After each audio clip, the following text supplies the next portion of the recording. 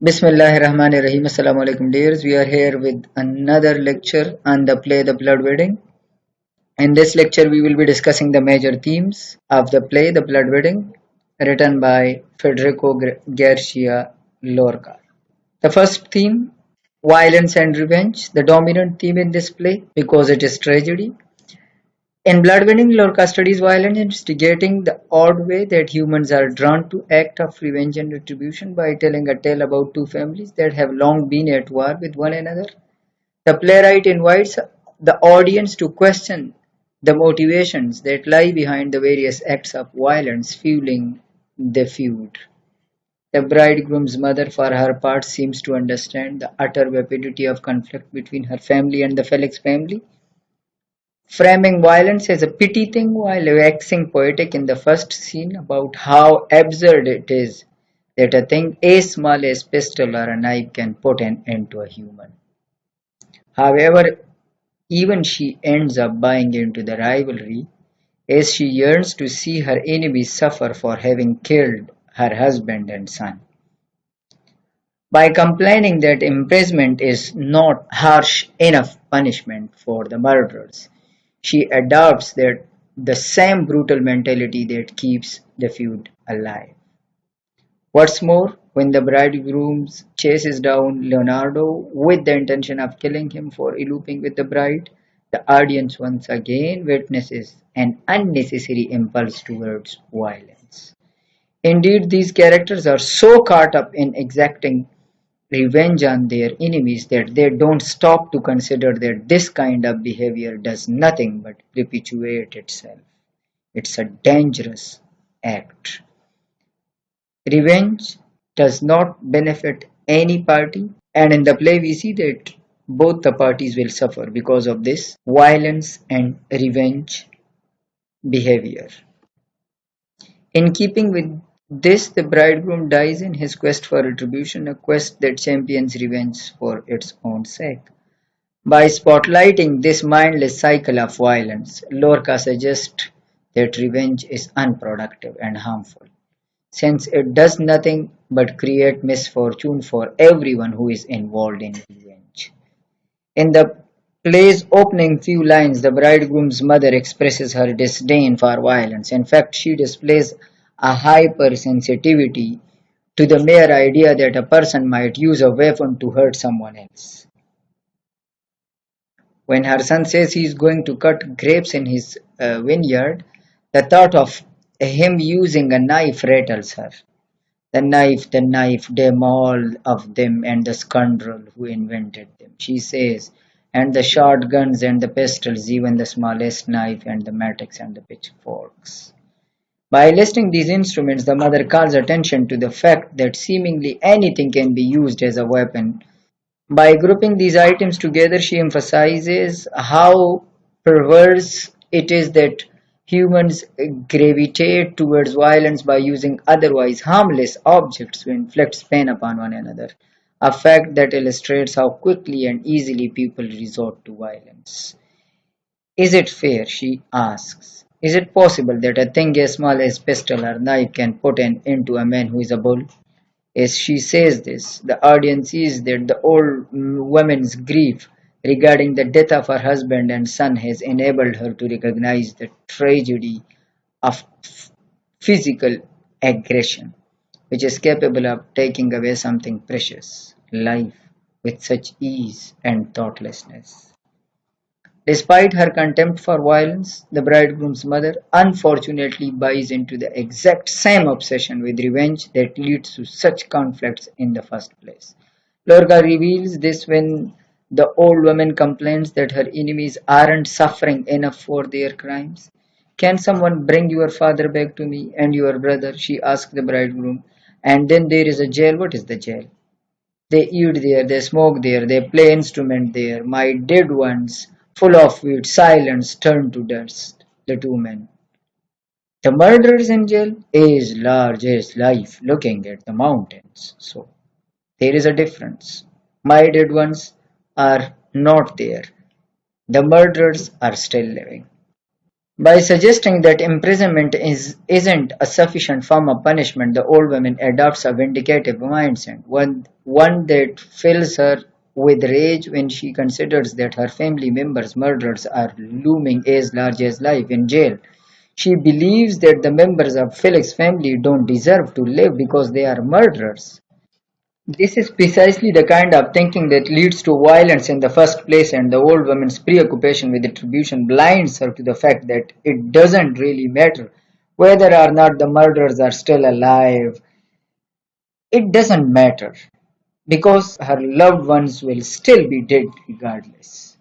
Nevertheless, she tacitly condones violence by playing into the narrative of revenge. Although the bridegroom's mother is supposedly so afraid of violence, she has no problem encouraging it when her son's bride run away with Leonardo Flex. This is strange and irony. She hates violence, but she encourages violence. Urging the bride's father to rally his family to help her own clan track down Leonardo, she says, "The hours of blood has come again. Two sides, you on yours, me on mine. After them, get after them." As such, the audience sees that she has suddenly become an impatient supporter of violent retribution. When she asserts that the hour of blood has come again, she perpetuates the aggressive mentality that has driven the feud between her family and Felix's family all along, the same mentality that has left her with a dead husband and son.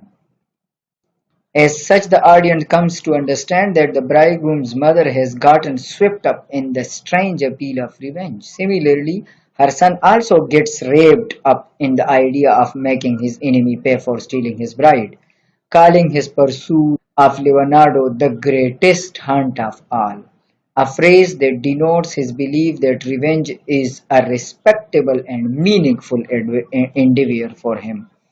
Of course, what he fails to see is that killing Leonardo will do nothing to help his situation, since even if he does defeat him, it won't change the fact that the bride doesn't love him.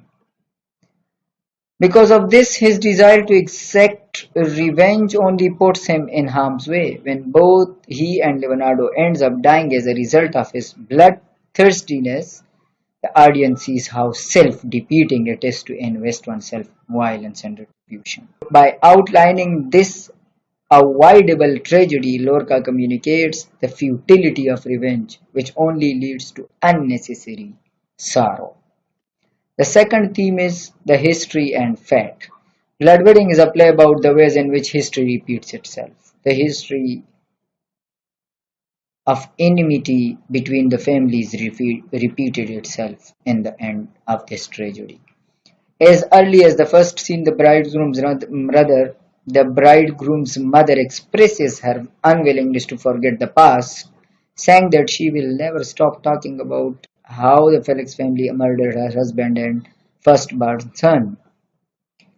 These travesties happened many years ago, but she refuses to move on, evidently worried that the bad blood between her family and their enemies will resurface. Throughout the play, then, she is presented as an anxious old woman who can't overcome her personal history, which ultimately affects her ability to enjoy life in the present. However, her fear of the past and its tendency to repeat itself is eventually justified when her son dies at the hands of Leonardo Felix, thus succumbing to the same miserable fate as his father. Strangely enough, this fulfillment of destiny actually releases the old woman from her fears, as she realizes she can finally live her life without having to worry about what will happen to her loved ones. In this sense, fear and anticipation themselves trouble the mother more than the actual reality of losing her son. In fact, with nothing else to lose, she stops obsessing about this cyclical nature of history. In turn, Lorca implies that although tragedy may indeed repeat itself, people are to live in the moment, since worrying about fate won't change what happened but will ruin a person's ability to enjoy the present. In the play's opening scenes, the bridegroom finds himself forced to listen to his mother's long-winded rant about the past, which consequently reveals her deep-rooted anxiety about the future. Even though he's only told her that he is going out to the vineyard to cut grapes, she subjects him to a wistful speech about his father and brother's respective deaths, refusing to let him go about his day without stopping to remember that they were killed by the Felix family. Is that it? He asked, tired of her unending obsession with the past. If I lived to be 100, I wouldn't speak of anything else, she says. Of course, it is understandable that she is upset about having lost two of her family members, but her inability to move on has clearly become a burden on her son, who can't even leave the home. I don't like you carrying a knife. I wish you wouldn't go out to the fields, says his mother. When she says this, the audience sees that her fixation on the past actually brings itself to bear on the present, as she fears what will happen to her only remaining family member. Unfortunately, this means the bridegroom can't even go out to the fields without setting her on the edge, which illustrates just how much the old woman's fraught relationship with the past impedes upon both her and her son's ability to lead normal lives in the present.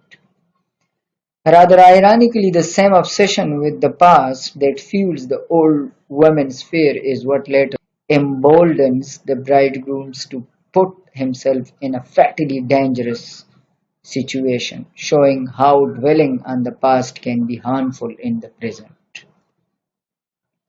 After learning that the bride has run off with Leonardo Flex, the bridegroom charges into the woods, surely aware that he is speeding towards a conflict with one of his family enemies and, as such, is brazenly tempting fate.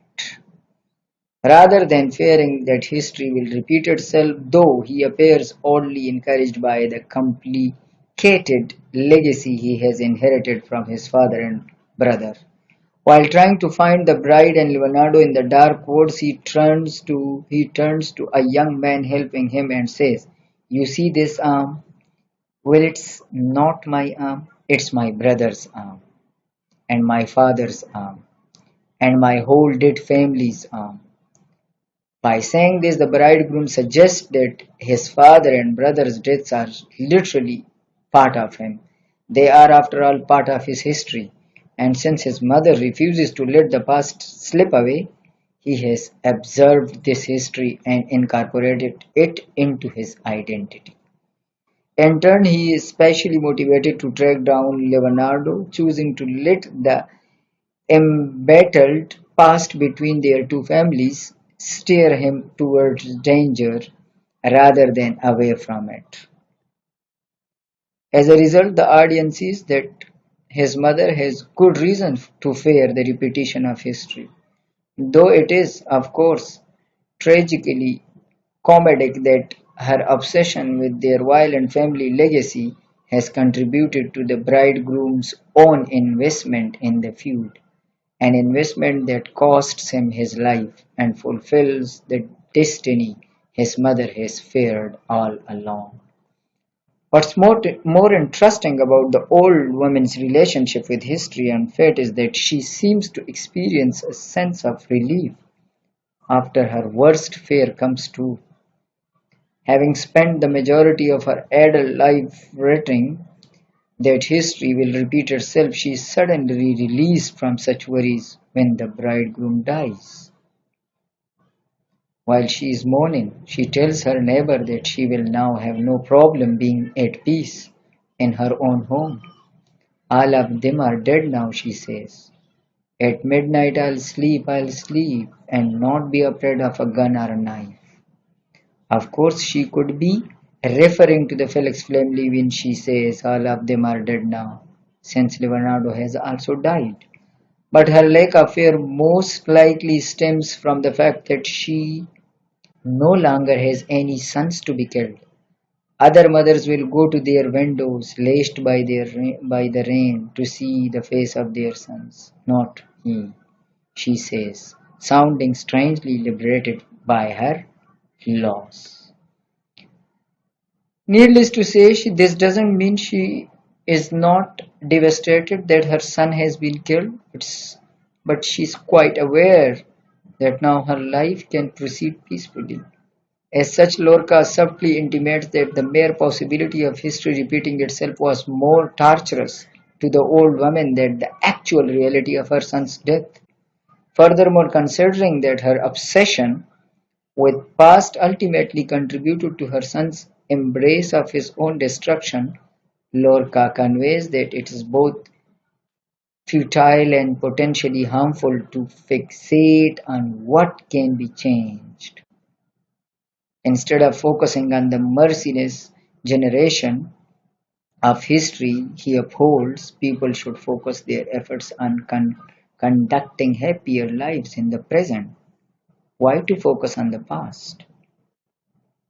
The third main theme is love, passion, and control. In Blood Wedding, Federico Lorca scrutinizes the nature of love and the ways in which passionate romance can affect the person's control over his or her life.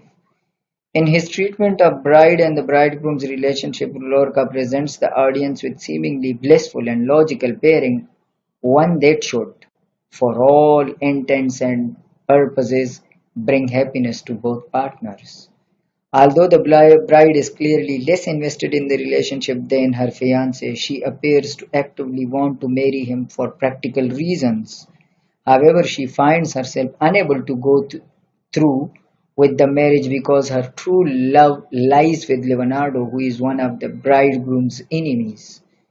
When Leonardo first appears at her wedding, she tries to resist her feelings by telling him to keep his distance throughout the day. Later, she rushes to the bridegroom and insists that they hurry the ceremony along, clearly hoping that making their union official will keep her from succumbing to her true desire for Leonardo. In this way, Lorca intimates that the bride is afraid of what she might do under the strong influence of love. Indeed, protecting herself from her own desires, the bride attempts to ignore her feelings by making a pragmatic commitment to the bridegroom, one that will provide her with domestic and financial stability. When she later elopes with Leonardo even after marriage, though, the audience sees that she is powerless against her romantic passions. In turn, Lorca suggests that love is irrational and perfectly capable of squashing a person's willpower, regardless of what he or she does to stave off the yearnings of the heart. The bride's initial decisions to marry the bridegroom is pragmatic and rational rather than paying attention to her romantic feelings. She focuses on the practical reasons to get married to a man like the bridegroom who can provide her with everything except the passion she feels for Leonardo. Given that everybody in her life except Leonardo fixates on the pragmatic benefits of marriage, it's unsurprising that she settles for a steady but unimpassioned domestic life. You know what's getting married is, child? The bridegroom's mother asks, and the bride solemnly says she does. A man, children, and as for the rest, a wall that's 2 feet thick. Her future mother-in-law in tone suggesting that the only reasons to get married are to attach oneself to a man, to have children, and to live in a sturdy house. Who needs anything else? The bridegroom happily adds, demonstrating just how oblivious he is to the fact that his future wife happens to want love in addition to these relatively mundane perks. Rather than backing out, though, the bride commits herself to their dreary, loveless life, saying, I know my duty, in response to her future mother-in-law's talk about children. As such, the bride frames the institution of marriage as an obligation to which she has stoically resigned herself. In other words, she has chosen to live a cheerless life in order to attain the kind of domestic stability her society values most. However, the bride's resolve to enter into the loveless marriage flatters when Leonardo appears on her wedding day, stirring up feelings of passion that threatens the bride's commitment to the pragmatism. When he laments that she decided not to marry him for financial reasons when they were first together, she replies, I have got my pride. which is why I'm getting married, and I'll shut myself away with my husband, and I'll love him above everything. Despite these strong words, though, Leonardo simply says, pride will get you nowhere, adding that to keep quiet and burn is the greatest punishment we can heap upon ourselves. When he says this, the bride begins to tremble and admits that just hearing the sound of his voice is enough to make her feel drunk. So love succeeds, pragmatism fails. But before she completely breaks down, the servant steps in and sends Leonardo away. Still, though, the damage has been done, and the bride now knows how difficult it will be to turn her back on love. After realizing how susceptible she is to her love for Leonardo, the bride tries to seal her own fate by hurrying along with the wedding process. Let's go to the church quickly, she tells the bridegroom, saying, I want to be your wife and be alone with you and not hear any other voice but yours. She wants to get married as soon as possible. Although this might seem like an expression of love, it is actually the bride's flimsy attempt to run from love, since the only reason she wants to be alone with the bridegroom is so she can't listen to Leonardo's pleadings, which she knows will crush her willpower and convince her to sacrifice the even real domestic life she is trying to secure for herself. Going on, she tells the bridegroom she wants him to hold her so tight that she could not break free from his grasp, even if she wanted to. By saying this, she reveals that she wants her future husband to make it impossible for her to act on her true desires. As such, the audience sees that if she were to listen to her heart, she would certainly not choose to be with the bridegroom, which is why she needs him to force her to stay. Even after the bride marries the bridegroom, she isn't safe from her own desires. This becomes evident when she elopes with Leonardo during the wedding's after party, having finally given into her yearnings. This lapse of willpower illustrates how difficult it is to resist passion. You have to follow your instinct, says the Greek chorus of woodcutters. Who comment on the bride and Leonardo's elopement, saying that they were right to run away. In keeping with this, Leonardo justifies what he and the bride have done by upholding that the fault belongs to the earth, implying that it would be unnatural to deny certain romantic bonds which are stronger than human themselves. In this way, Lorca suggests that although following one's heart might end in tragedy, since both Leonardo and bridegroom eventually dies as a result of the elopement, it is pointless to resist the undeniable strength of love and passion. The next theme, dominant theme in the play, is the ownership and unhappiness. The majority of the characters in the blood wedding invest themselves in the importance of ownership. This is evident in the way the bridegroom, his mother, and the bride's father speak about land, a topic that consumes them and overshadows more important matters. Indeed, their preoccupation with the ownership of land and material items even informs the way they approach the institution of marriage, seeing it as more of a transaction than a celebration of a happiness or love. Because of this, the people in the bride's life fail to recognize her discomfort, instead fervently planning the merging of her and the bridegroom's family land, and when that's settled, making arrangement for the various gifts the bride will receive. But hardly anybody notices her somber attitude, assuming that she has nothing to be upset about. The people closest to her remain oblivious to her true feelings, unable to fathom that she might want more than land and riches. In turn, Lorca highlights the ways in which greedy fixations on ownership and possessions can consume people and keep them from identifying unhappiness, even when it arises in the people closest to them. For people like the bride's father, owning well-maintained land is a badge of honor. Although his own property is covered in dry, stubborn soil, he has managed to eke what he can out of it and is clearly quite proud of this achievement.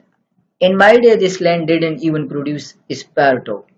He tells the bridegroom's mother, I have, I've had to, I have had to punish it, even make it suffer, so it gives us something useful.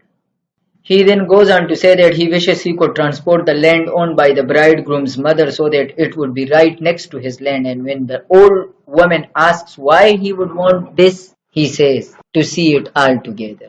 Together, that would be a thing of beauty. It's worth noting that this old man is fantasizing not about his daughter's future happiness, but about the idea of increasing his plot of land. Rather than discussing the actual wedding, he and the bridegroom's mother consider the beauty of their land. In alignment with this, the bride's father later celebrates the prospects of having grandchildren, but his excitement primarily stems from his realization that the children will be able to work on his property. It is not happiness for grandchildren, but for worker on the land. Look what he says. I want them to have my children. This land needs alms that are not paid for. When he says this, the audience understand that he is more interested in maintaining his land for free rather than he is in paying attention to the daughter's marriage, which he would realize if he took a moment to think about it. The bride's marriage is doomed because she cares about more than the worldly possessions she stands to gain by marrying the bridegroom. When the bridegroom's mother first comes to her house to make arrangements with her father, she brings a number of gifts, but the bride is uninterested in them. After the old woman departs, the bride's servants fawns over the presents, begging for the bride to show her what she has been gifted. However, the bride says she doesn't even want to look at the fine stockings her future mother-in-law has given her. For God's sake, the servant says, for God's sake, the servant says, after the bride snaps at her for so eagerly wanting to handle the gifts. It is as if you have no wish to get married, although the servant herself is, like the bride's father, excited by the idea of ownership. She at least is able to intuit that the bride has absolutely no wish to get married. She is the only person to know sadness in bride's attitude. It is perhaps because she senses the bride's aptly regarding possessions and ownership that she later tries to emphasize the more emotionally significant elements of marriage. Saying such a lucky girl to be able to put your arms around a man, to kiss him, to feel his weight. By saying this, she tries to appeal to the bride's desire to find actual happiness.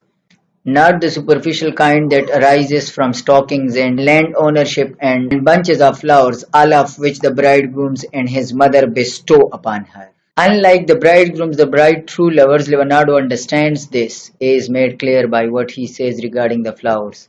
It shouldn't be so big. Something smaller would suit her better. Whereas the bridegroom only stops to think about whether or not his gifts appear valuable. Leonardo considers what the bride herself likes and wants. This, it seems, is the kind of sensitivity and consideration the bride is looking for in a partner, which is why she elopes with Leonardo.